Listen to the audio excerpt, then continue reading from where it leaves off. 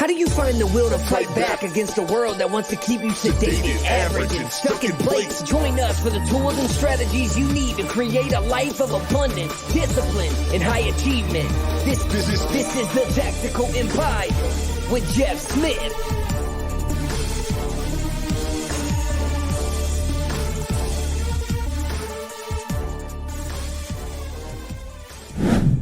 Welcome to another episode of the Tactical Empire. Today I'm joined by none other than Sean Ryder. How are you, my friend?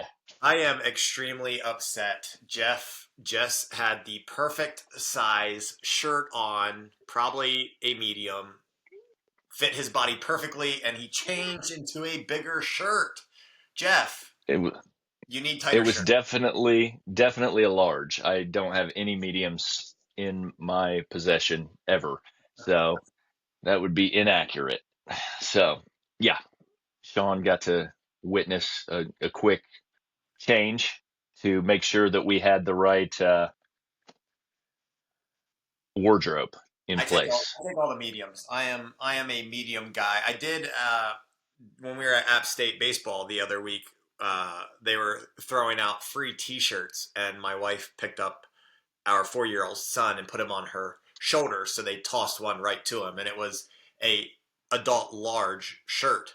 And I wore it around the house the other day, and it's just like there's something about a large that like it's too loose. Like I don't know, like if it's the arm. I just like tight shirts on my arms. You know, you got to. Yeah, man, I get you. I love it. Well, I'm gonna start putting it out into the universe that Jeff Smith is going to start wearing tighter clothes. I cannot wait.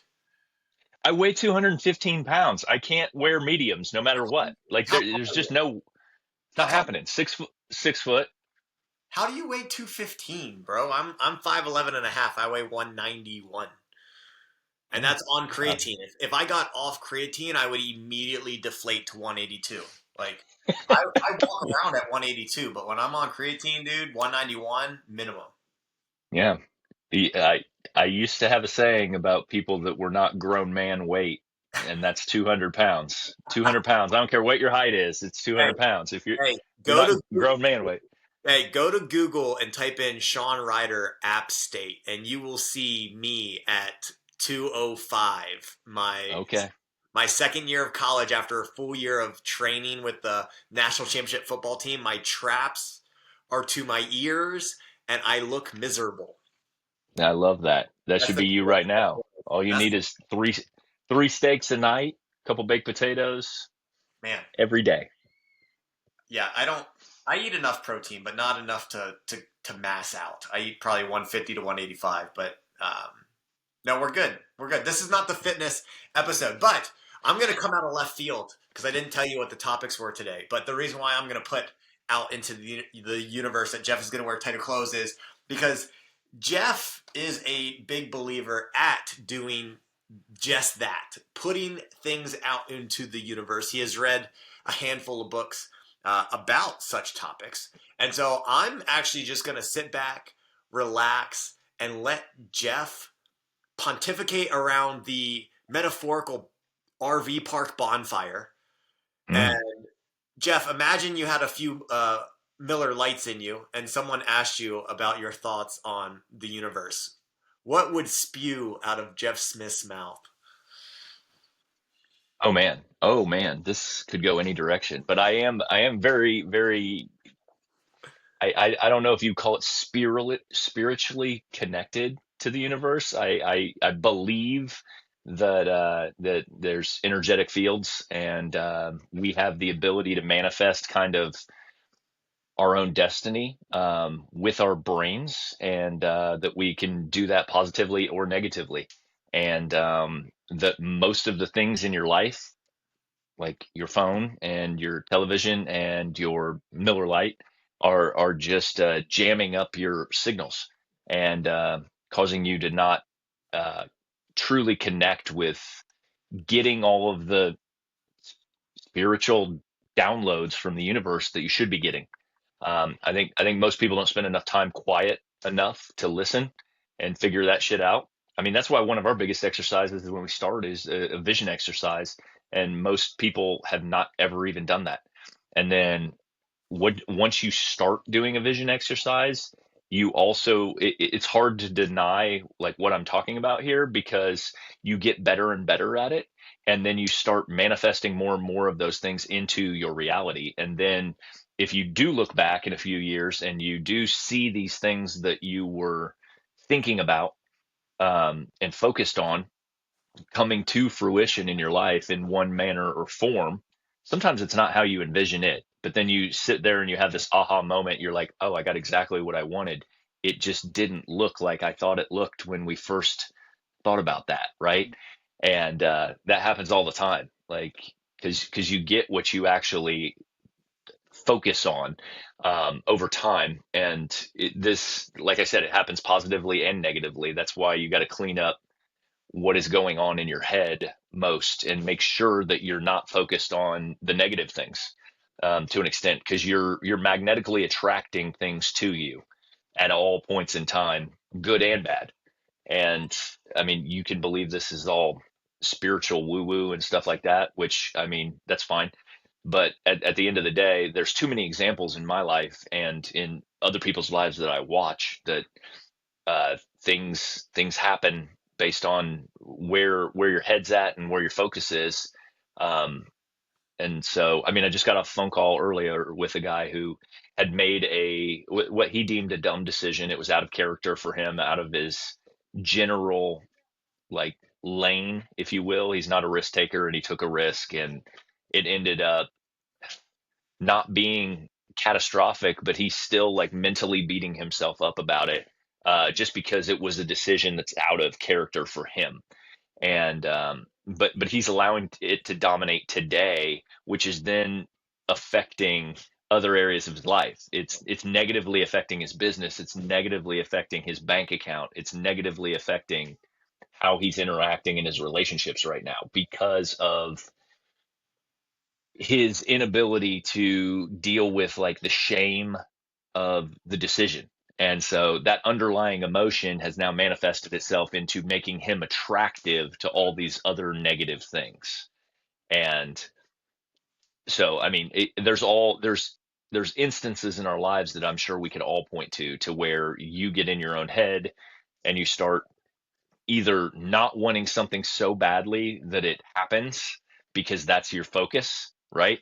Like, I don't go broke, don't go broke, don't go broke. I don't want to go broke. And like all that happens is your money keeps slipping out the back door because you're focused. That is your focus. Even though you feel like you're not negatively focused, that's all you're focused on, as opposed to being focused on the gains.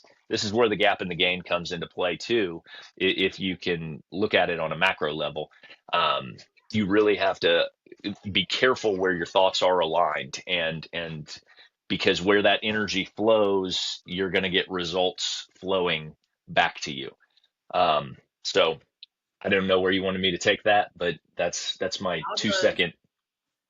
how does that actually look in your life? What do you proactively do? I think anyone that knows Jeff knows that he doesn't walk around like as someone else would describe like happy go lucky or woo woo or like high energetic affirmative affirmative positive thinking, just be happy. Like that's not you. But like then they're taken aback when we go to these meetups and the first exercise we do, you're trying to turn off the lights and telling people to close their eyes, right? Like, and people laugh because they're like, where the fuck did this come from, right? So when Jeff's back home at the RV and he's just living his day to day life, because I know just because you think this way, I think the universe is going to provide what you put out there. It doesn't mean that you don't have hard times. Doesn't mean you have hard thoughts or you don't run into struggles with your investments. What does the tactical day to day or week, like what does this actually look like? How do you go through this process? How do you go through this exercise for yourself? How regularly and when and why? For me, I try to spend time quietly every day, and whether that's walking like in nature alone. That's why it's so disruptive for me to have. And I've talked about this to the group numerous times. My 5 year old is at a season where she wakes up very early, and she throws off all of that processing. to an extent. So I've got to be more deliberate and intentional about getting it other times. Um, but ultimately, it's about um, kind of analyzing, and I talk to the group all the time about awareness, right? What is that awareness? It's like stillness to think and to evaluate what's going on in your life, and then having the I guess grace with yourself to accept your responsibility in what's going on, right? So like if you're having friction with your spouse, or your bank account doesn't look the way you want it to, then you have to ask the questions on like why is this, and what role did I play in it? Okay. What have my activities looked like over the last 3 6 months that have led to this potentially? And um, and then accept that responsibility, and then understand like how you can move things going forward. And so it's also having the openness to understand that, like, sometimes, like I said, things don't turn out to look the way you wanted them to look, but then receiving all the gifts that you've got, and then being like, this is exactly what I'm supposed to be doing right now. And I think people have a lot of trouble with that level of acceptance, right? So like you wanted this particular thing, and then like gratitude plays a lot into it, right? Like I don't do a lot of gratitude or talk about a lot of gratitude. I spend a lot of my day gracious for what I have, no problem. But like, so that's what allows me sometimes to have these aha moments that like that turned out differently than I thought it would. I wanted something, and then it's right here in front of my face, but I never realized that that was the answer to wanting that particular thing, and this is how it manifested itself differently than I anticipated. But um, nonetheless, I've still got it, and it's awesome, right? And then so you also have to accept the resistance that you're facing in what you're doing, right? So like if you want to grow a company to $1 million a year or whatever with 80% profit, okay, that's what it could be a goal of yours, but like you're not going to get that until you receive kind of the backside of that particular gift, which is going to be all the growth and resistance necessary to make you that person um, that is capable of receiving that. Or you're going to get it and it's just going to blow out the back door, like we were talking about. Meaning, like you got $1 million and the thing went bankrupt the next year, right? And when that happens, you have to evaluate the situation and say, the reason that happened is because you were incapable of maintaining that level at the time. So whoever you grew into to receive that was an incapable person to maintain that particular level. And so it really, all that we're talking about here is like the journey of the human experience, and what you're trying to do, or what I'm trying to do, is constantly expand my edges of this human experience. And when I go try to take on another objective and I fall short, or I lose out and it doesn't turn out to be what I thought it was, I have to realize that it's just a reflection on who I've grown into at the time. And maybe I was inadequate to receive that particular level of whatever gifts, if you will. So like you can't really ever like there's an equal and opposite polarity usually in every single thing that we do, right? So you want all of these gifts, you want this great marriage, you want to be a great father, but then like what comes into play generally first and foremost is all the resistance and friction first. So like you want to be a great dad, but you don't have the emotional maturity to deal with a 5 year old. Or you want to be a great dad, but you've got all these other things pulling you in a different direction because you're disorganized and you don't do your work in an efficient manner. So which then raises your anxiety, and then you yell at your kids, and then you're not meeting any of these things where you want to be, right? And so you have to kind of understand that like what you want, like everything you want is on the other side of the growth that's necessary for you to go get it. And so identifying your weak spots and your chinks in your armor is ultimately the number one thing you can do for yourself at all points in time. Because if you can start plugging those holes yourself, without having to have them pointed out to you all the time, then you can become this greater and greater magnet for the things that you want. And then you can dream bigger, start bringing in bigger sums of whatever, love, money, relationships, all these different things. And so while I may not put it in like a lovey-dovey hippie spiritual like package, ultimately it is like extremely spiritual at its core, because I think that when I talk about the human experience, our human experience is one of growth and pursuit of excellence, and like being the best version of ourselves that we possibly can before our fucking light is snuffed out on in this particular realm or body, Sure. right? Sure.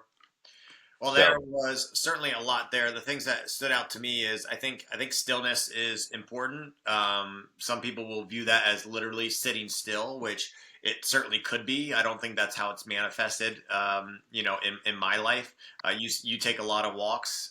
You go out in nature. For me, it's the same deal. I've said on other episodes is as soon as my wife and kids leave in the morning, the first thing I do is walk my dogs. Very rarely will I take my phone along. I don't need to listen to podcasts or audiobooks on that walk most of the time. Sometimes I do.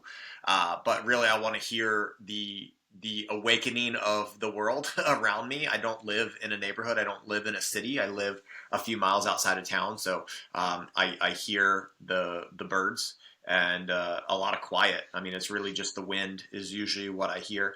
And so for me, that's stillness. I did the April Stoicism call last Wednesday, and a guy talked about this. We were talking about unbiased thought and how can I have unbiased thought, and like part of it was recognizing your thoughts, but you need space in order to recognize your thoughts. And someone in the group brought up stillness and sitting still and going out and sitting in the woods.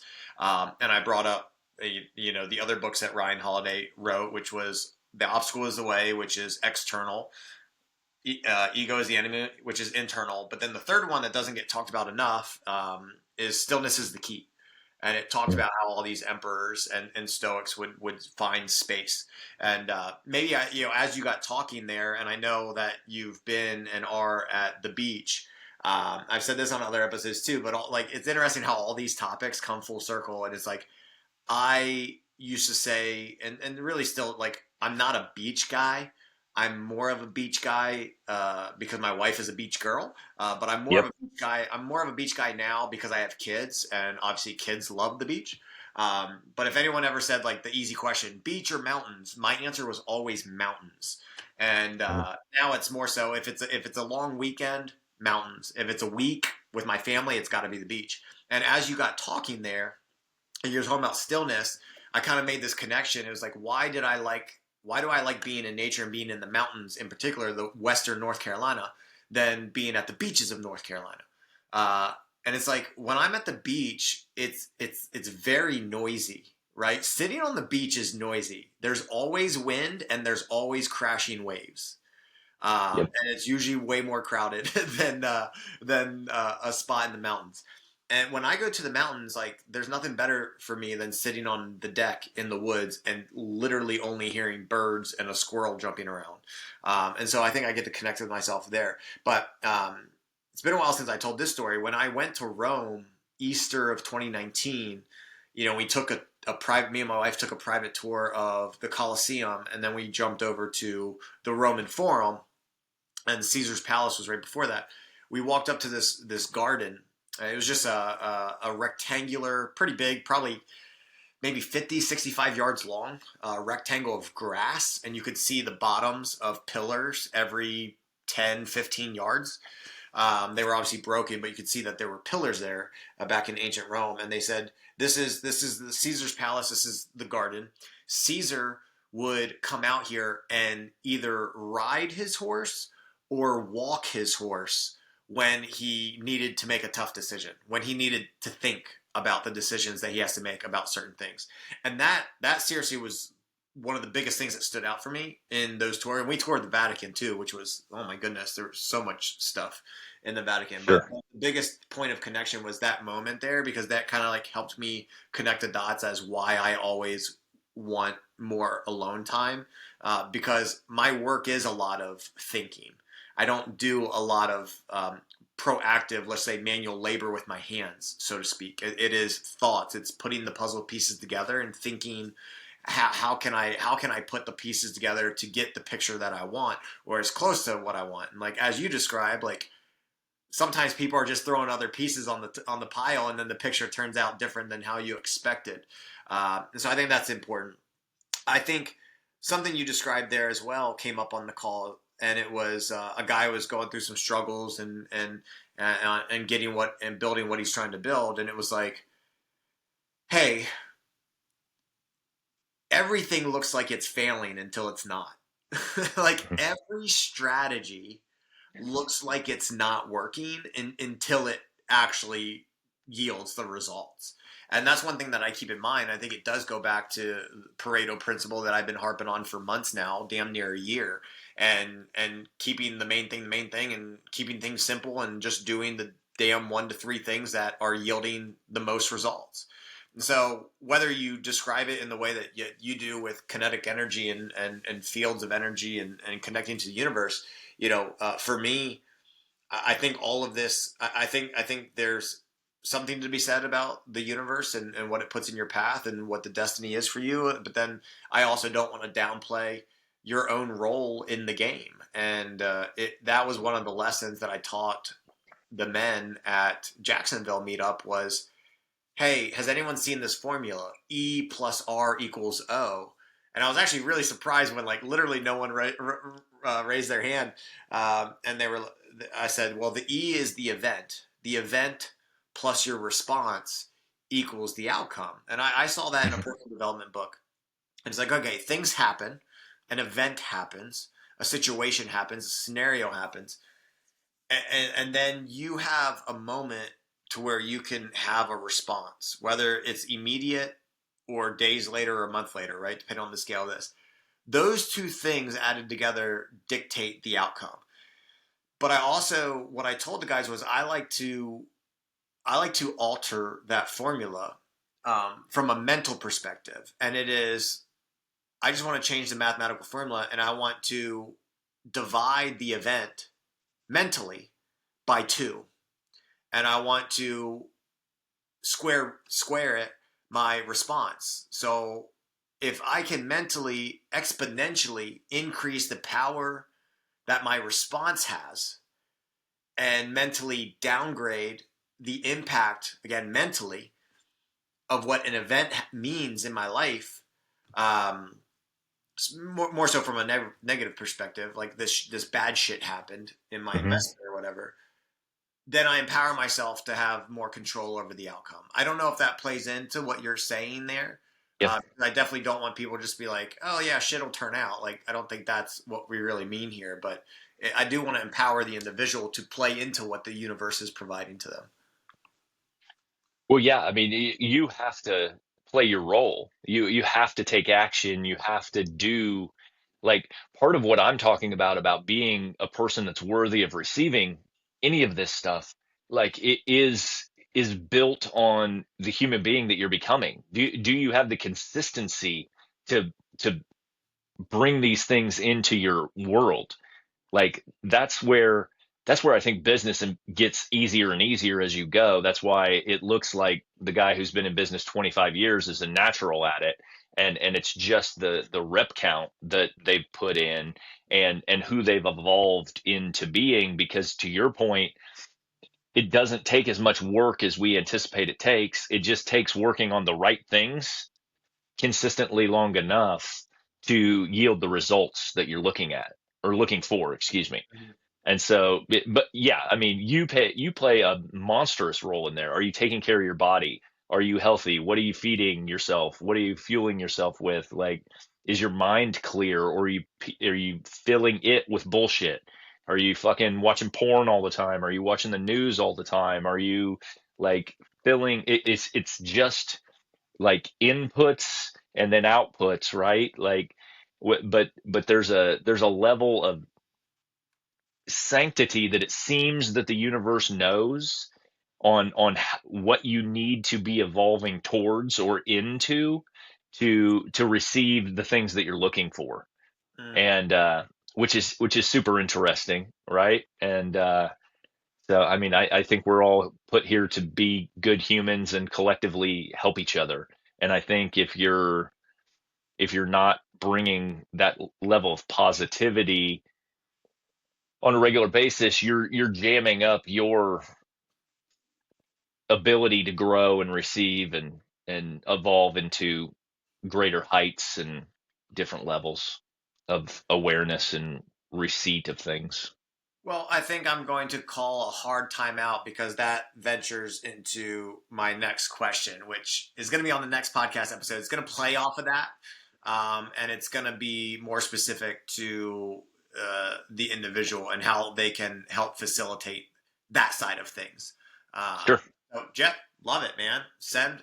Do you have any resources, like a main book that kind of made the most impact for you in this area? The Four Agreements is probably the easiest read and the most impactful bang for the buck. The Four Agreements is an amazing book. It doesn't get into like the neuroscience of everything, but like it's there. And it's a really solid read. And then Breaking the Habit of Being Yourself it does hit on neuroscience and um, energetic fields and things like that, the polarity of the universe. And so it's a little headier book, a lot more sciencey, but those two are the two I would recommend right off the bat, and they're both very good reads. So Okay. Well, I just purchased. I know that's the one that you've been posting about a couple months back. Breaking the Habit of Being Yourself. I think that was brought up at two meetups ago, and at yep, least one or two of the guys bought that book. So I know I have some Audible credits, and so I just confirmed there we 1 go. minute for Breaking the Habit of Being Yourself. That is going to be my sauna Audible book for the next Love it. few weeks. Jeff, love it, brother. Send the people out. Guys, we have a private Facebook community, or a free private Facebook community, the Tactical Empire community. We have a lot of resources out there, 200 plus, 400 plus YouTube videos, something like that. And hit us up if you have any questions about any of this stuff. We're happy to help. You can DM us on Instagram is the best place to get a hold of us. If you're looking to get into our programs, please don't hesitate to reach out to us. We have some new programs rolling out and some new one-on-one coaching opportunities. We have an accelerator program that's our on-ramp program where you get to work with both Sean and I for 12 weeks. And another one, I'm opening up one-on-one coaching. Sean may be opening up one-on-one coaching, and a little higher ticket. It's a bigger investment, but we'll dig into your business, your life, and everything else, and kind of hold your hand and get unlimited access to us. And yeah, so hit us up if you're interested, and have a kick-ass week. We would love to hear from you if this episode made an impact on you, or you had any good thoughts, or wanted to share anything. Have a great week. Take care.